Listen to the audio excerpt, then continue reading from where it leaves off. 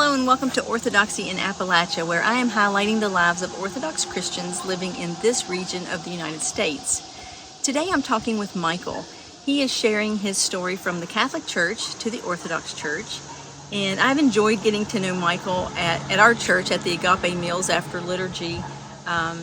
He's going to be talking about meeting God in stillness, in silence, and I relate to that, and it's why I wanted to interview him. So please enjoy.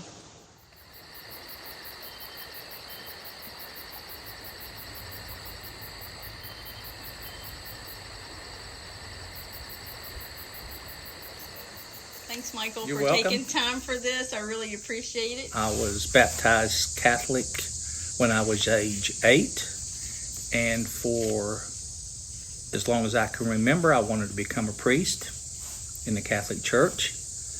I even went to a preparatory seminary for my first 3 years of high school. And along the way, I've done a lot of studying, a lot of research, especially when it comes to spirituality and deepening your faith with God. And where did you grow up? Oak Hill? In Oak Hill. Actually, I grew up in Lock Galley. Okay, so very close to home in Fayette County. Yes. And in a very religious home, you said. Yes. Did you have any specific experiences as a child that led you to think, maybe I would like to be a priest someday? Well, for the first 4 years, I attended St. Peter and Paul's Catholic School in Scarborough. Grades 1 through 4 was in one room, and grades 5 through 8 was in another room. And we were taught by nuns. And then in, I believe, 1967, they had built the school in Oak Hill, so I moved there. We moved there and when I was in the 5th grade. So we had a missionary priest come to the school and handed out these cards. And the big discussion would be, would you want to be a missionary priest or a parish priest? And of course, most of the guys said they wanted to be a missionary priest, and I said, no, I want to be a parish priest. Well, I know you've been a practicing Catholic, very seriously devoted to the Catholic Church for all of your life. Yes. So how did you transition from that to your first encounter with Orthodoxy? Well, shortly after I was baptized, I became an altar server. And at that time, the Mass was in Latin. It was fairly strict. When you went to communion, you didn't eat anything after, drink anything after midnight. And then Vatican II came along, and then, the Mass was said in the vernacular, which is, for us it would be English. If you were in another country, it would be whatever that country's native tongue is.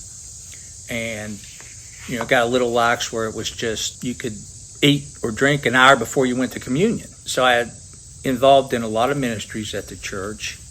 And around the year 2000, I felt like I was just floating along in my faith, that I just was not really committed, because people would say, do you have a personal relationship with Christ?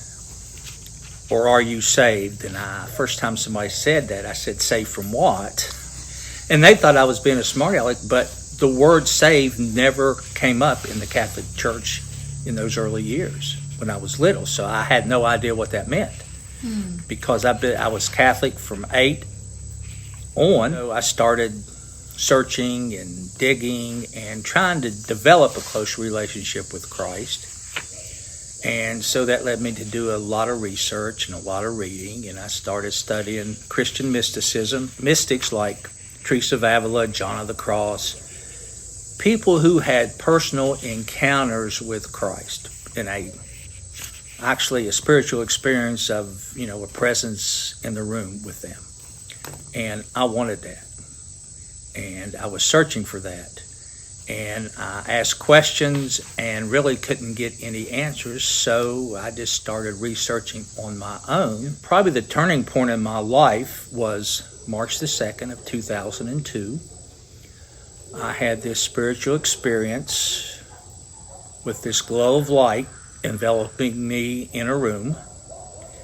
And I got on my hands and knees and covered up my head, and it's like, what is happening?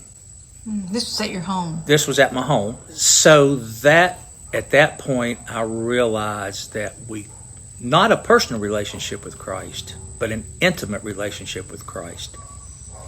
Because when you would read about the saints, it was like a bride and a bridegroom.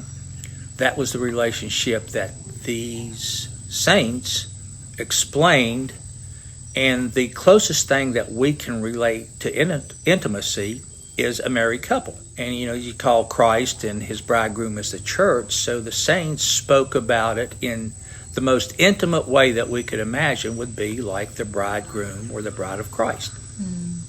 It just had a profound impact, and it just led me to believe there was more out there. And I come across a pamphlet called Centering Prayer. Part of it talks about transcendental meditation that the Beatles made really popular, which kind of leads to a little deeper the prayer of the heart, which leads to what is known as the Jesus prayer.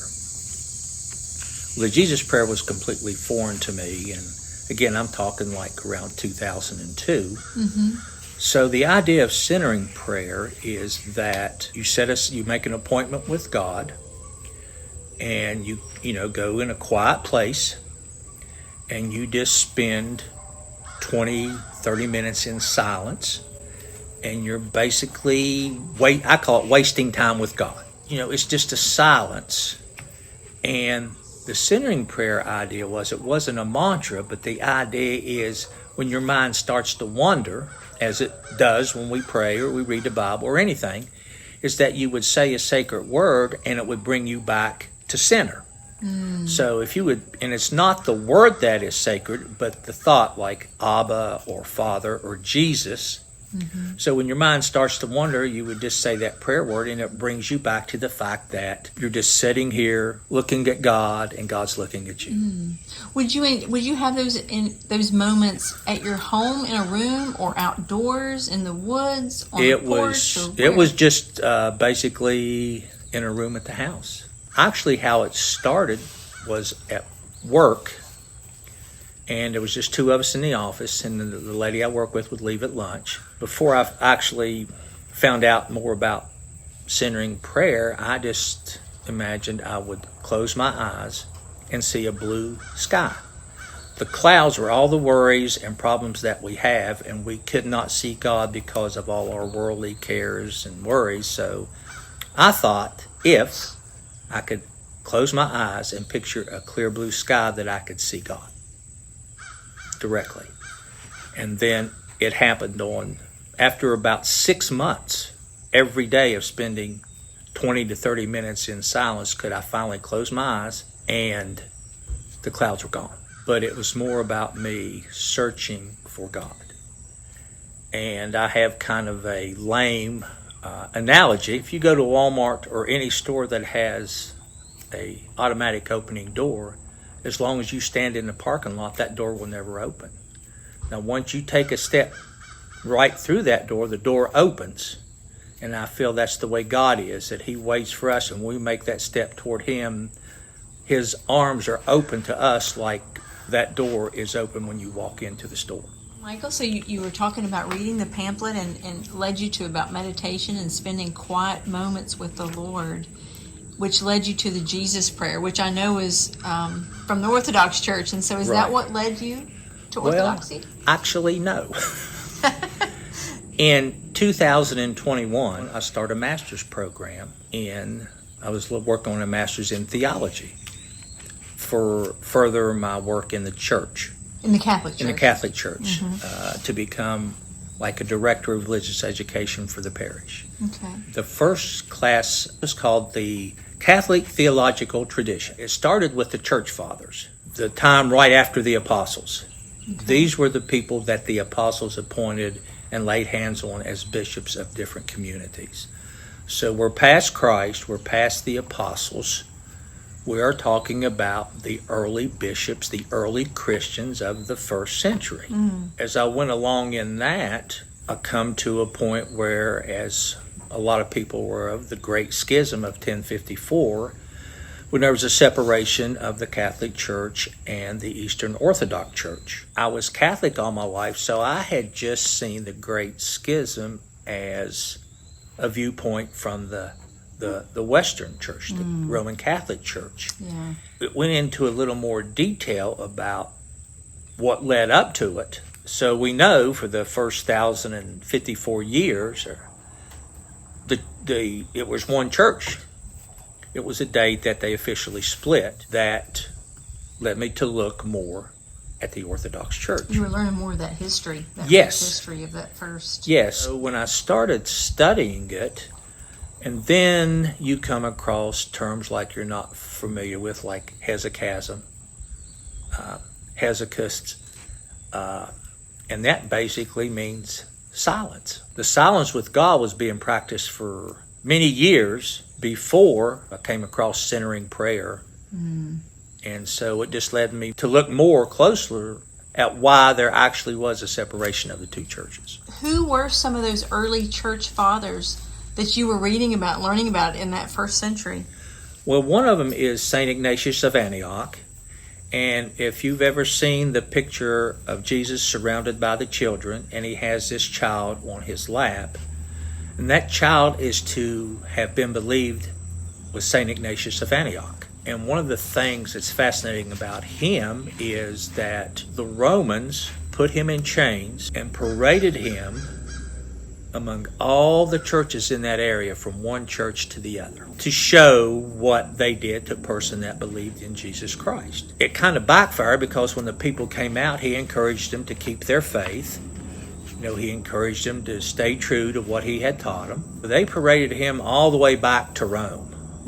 He went very willingly. He went very willingly, as most martyrs did. When and where was your first experience at an Orthodox church service? I'm sure all that you've gone through before led you to explore a liturgy. Yes. Well, let me back up just a little. Okay. In studying the Jesus prayer, and we are, taught to say prayers. We are taught to pray without ceasing.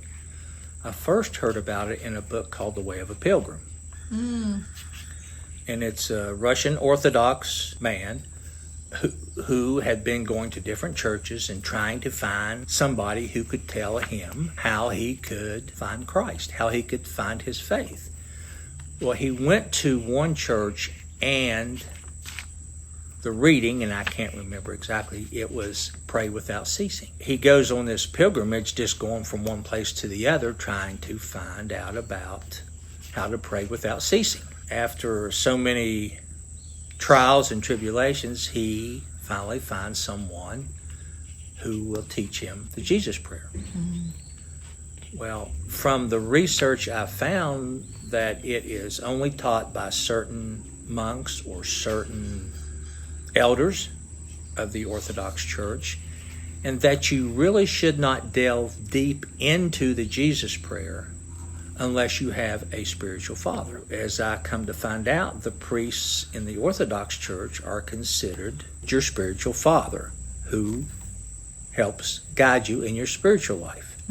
A year before I actually stepped foot in the St. Nicholas Antiochian Orthodox Church in Beckley, I started to pick up the phone and call Father Samuel Haddad. But I had been Catholic so long that I couldn't do it. And that was in 2021. So finally, I told Anita, I just need to go. My wife, Anita, I just need to go. And I remember the first time, I can't remember the exact date, but I went over there. And when I started to put my foot on the first step, I pulled it back and turned around and was walking back to the car. And I said, I've come this far. I am going in.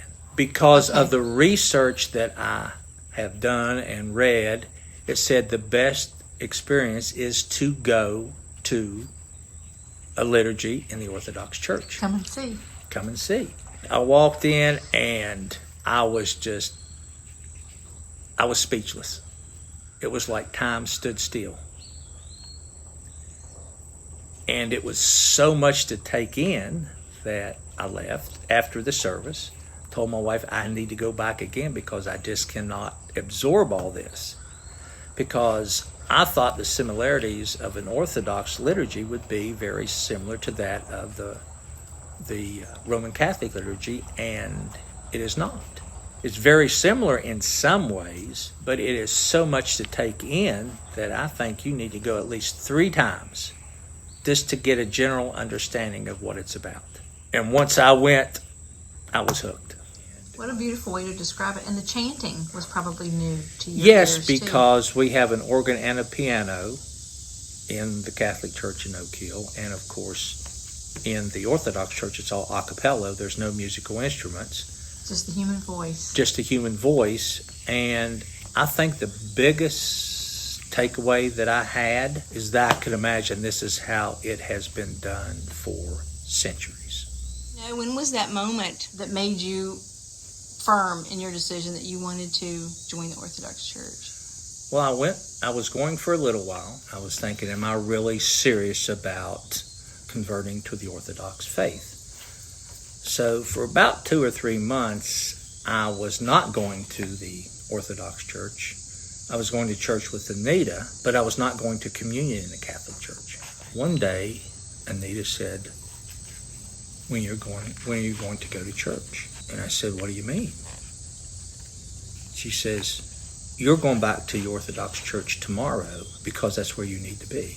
And when my wife of 46 years in September said that to me, then I knew that's where I needed to be. She saw something going on with Yes. you that you maybe weren't ready to accept or embrace on Yeah, your own. she saw a peaceful feeling that I had not had for a long, long time. How beautiful.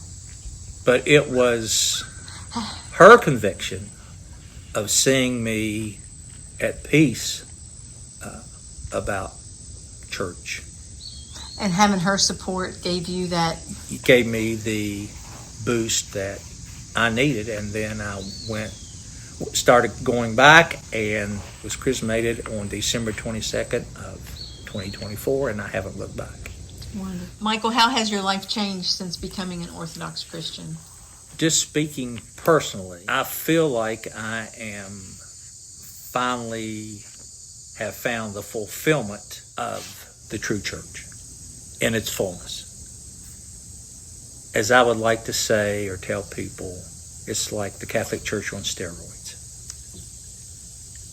There's just a fullness there that, like I said, the best way I can describe it is that it's like when you're there, time just stands still. And I picture this is how the Divine Liturgy should be celebrated. So you're so joyful to Yes. have found that. Yes. And I'm thankful that you're there too. Thank you. And you have talked, if you could say a little bit something, and you mentioned something to me at church one Sunday that I still think about because I relate to it. You said, meeting God in stillness, and that sometimes you just, after the liturgy even, as people are going downstairs, you just sort of stay there in that. Yes. At your seat and just be quiet in Yes. those moments. Yeah, it's like I don't want to leave. Just absorbing that. Just feel the presence of the Holy Spirit there. It's just a really peaceful feeling. Yes. It's what a church should be. It's like a sanctuary. And like Father Samuel told me, it's like a hospital for the soul.